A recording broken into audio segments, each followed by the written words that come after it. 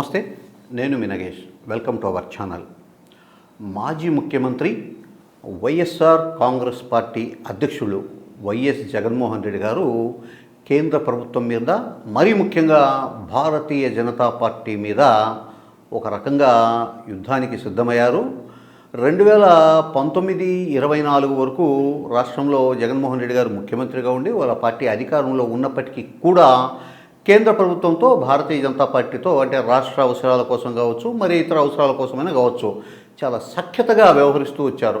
2024లో YSR Congress party ఓటమి చెంది రాష్ట్రంలో కూటమి ప్రభుత్వం అధికారంలోకి వచ్చినప్పటికీ కూడా భారతీయ జనతా పార్టీతో, కేంద్ర ప్రభుత్వంతో ఎక్కడా కూడా డైరెక్ట్గా ఫైట్ చేయాలనే ఒక ఆలోచన చేయకుండా వీలైనంత వరకు అంశాల వారీగా ఆ పార్టీకి మద్దతు ప్రకటిస్తూనే వస్తున్నారు. అయినప్పటికీ కూడా ప్రధానమంత్రి నరేంద్ర మోడీ గారు, అమిత్ షా గారు రాష్ట్రంలో తనను, తన పార్టీని ఇబ్బంది పెట్టడానికి అవకాశం దొరికినప్పుడల్లా ప్రయత్నం చేస్తున్నారు. ఏ ఛాన్స్ దొరికినా కూడా తనను, తన పార్టీలో ఉండే ముఖ్యులను కేసుల్లో ఇరికించి వాళ్ళ నయానో భయానో లొంగదీసుకునే ఒక ప్రయత్నం చేస్తున్నారు అని జగన్మోహన్ రెడ్డి గారు అంతర్గతంగా భావిస్తున్నారు అని తెలుస్తోంది. అంటే ఈ విషయానికి సంబంధించి జగన్మోహన్ రెడ్డి గారు ఎక్కడ ఓపెన్గా వ్యాఖ్యలు అయితే చేయలేదు, కానీ ఆయనకు క్లోజ్గా ఉండేవాళ్ళు, ఆయన మద్దతుదారులు, ఆయన మనసు ఎరిగి వ్యవహరించే వాళ్ళు కూడా చెబుతున్న మాట ఏమంటే, గారు కేంద్ర ప్రభుత్వం మీద, భారతీయ జనతా పార్టీ మీద అసంతృప్తితో ఉన్నారు అని చెబుతున్నారు. ఈ నేపథ్యంలో కేంద్ర ప్రభుత్వం వక్ఫ్ సవరణ చట్టాన్ని పార్లమెంటు ముందుకు తీసుకొని వచ్చింది. ఈ సవరణ చట్టానికి వైఎస్ఆర్ కాంగ్రెస్ పార్టీ అటు లోక్సభలోను, ఇటు రాజ్యసభలోను కూడా వ్యతిరేకంగా ఓటేసింది. సో రాష్ట్రంలో ఉండే తెలుగుదేశం పార్టీ ఇక భారతీయ జనతా పార్టీతో ఆ కూటమిలో భాగస్వామ్యమైనందువల్ల తెలుగుదేశం పార్టీ, ఆ తర్వాత జనసేన పార్టీలు కూడా ఈ సవరణ చట్టానికి అనుకూలంగానే ఓటేశాయి.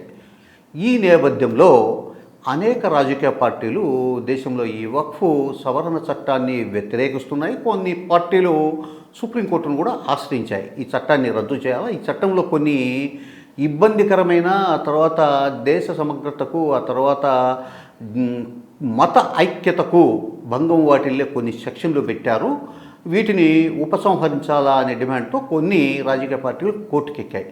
ఈ నేపథ్యంలో ఈ అంశాన్ని, ఈ అవకాశాన్ని సద్వినియోగం చేసుకోవాలని జగన్మోహన్ రెడ్డి గారు భావించినట్లుంది.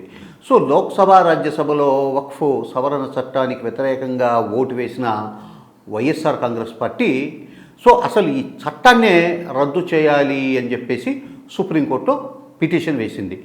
దీంతో, అంటే ఈ పరిణామంతో కేంద్ర ప్రభుత్వం కానీ, భారతీయ జనతా పార్టీ కానీ తమను ఏమి చేసినా పర్వాలేదు, ఏ రకంగా ఇబ్బందులు పెట్టినా పర్వాలేదు, ఇక డైరెక్ట్గా వాళ్ళ మీద వారు ప్రకటించాలా, వాళ్ళు ఏం చేసుకుంటారో చేసుకొని, ఇక కొత్తగా పెట్టే కేసులు లేవు, ఒకవేళ పెట్టినా కూడా వాటిని న్యాయపరంగా ఎదుర్కోవాలి. ఇక రాష్ట్రంలో కూటమి ప్రభుత్వానికి ధీటుగా, కూటమి ప్రభుత్వాన్ని ముప్పు తిప్పలు పెట్టి 3 చెరువుల నీళ్లు తాగించే విధంగా తమ కార్యాచరణ ఉండాలి అని జగన్మోహన్ రెడ్డి గారు ఒక నిర్ణయానికి వచ్చినట్లు కనిపిస్తోంది. ఇందులో భాగంగానే కేంద్ర ప్రభుత్వం మీద, భారతీయ జనతా పార్టీ మీద తాను సమరశంఖం మోగించబోతున్నాను, ఇక ఆ పార్టీల రిక్వెస్టులకు కానీ, బెదిరింపులకు కానీ లొంగే ప్రసక్తి, ఈ చట్టానికి వ్యతిరేకంగా సుప్రీంకోర్టులో కేసు వేశారు. ఈ పరిణామంతో, ఈ డెవలప్మెంట్తో రాబోయే రోజుల్లో వైఎస్ఆర్ కాంగ్రెస్ పార్టీ మరింత దూకుడుగా వ్యవహరించబోతోంది. అలాగే రాష్ట్రంలో అధికారాన్ని చెలాయిస్తున్న తెలుగుదేశం, జనసేన పార్టీలతో పాటు, అంటే ఈ కూటమిలో భారతీయ జనతా పార్టీ ఉన్నప్పటికీ కూడా రాష్ట్రంలో ఆ పార్టీ ప్రభావం నామమాత్రం.